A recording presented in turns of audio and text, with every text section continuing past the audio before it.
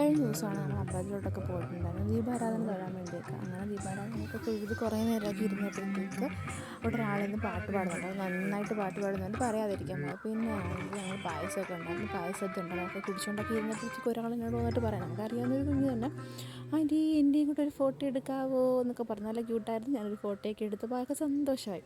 പിന്നെ താലപ്പൊലിയൊക്കെ വന്ന് താലപ്പൊലിയൊക്കെ കണ്ട് അങ്ങനെയൊക്കെ ഇരുന്ന് കുറേ നേരം താലപ്പൊലിയൊക്കെ വന്ന് ഭഗവാൻ വന്ന് എഴുന്നള്ളി. ഈ അമ്പലത്തിനെ സംബന്ധിച്ചിടത്തോളം ഒരുപാട് നൊസ്റ്റാൾജി.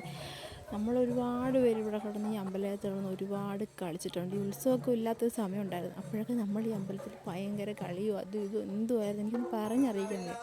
പിന്നെ കളവെഴുത്തും പാട്ടും ഉണ്ടായിരുന്നു സർപ്പങ്ങൾക്ക്. പിന്നെ ഞങ്ങൾ താലപ്പൊലിയുടെ സമയത്ത് കുറേ ഫോട്ടോസൊക്കെ എടുത്തിട്ടുണ്ടായിരുന്നു. അതൊക്കെ ഞാൻ ആഡ് ചെയ്യാം. അപ്പോൾ കണ്ട് ഇഷ്ടപ്പെടുവാണെങ്കിൽ സപ്പോർട്ട് ചെയ്യാനൊക്കെ മറക്കല്ലേ, സബ്സ്ക്രൈബ് ചെയ്യണേ. പിന്നെയാണ് കഴിഞ്ഞ ദിവസം പറഞ്ഞ എനിക്ക് കുറച്ച് പേര് സബ്സ്ക്രൈബ് ചെയ്തിട്ടുണ്ട്, അവർക്ക് ഒത്തിരി താങ്ക്സ്. ബായ്.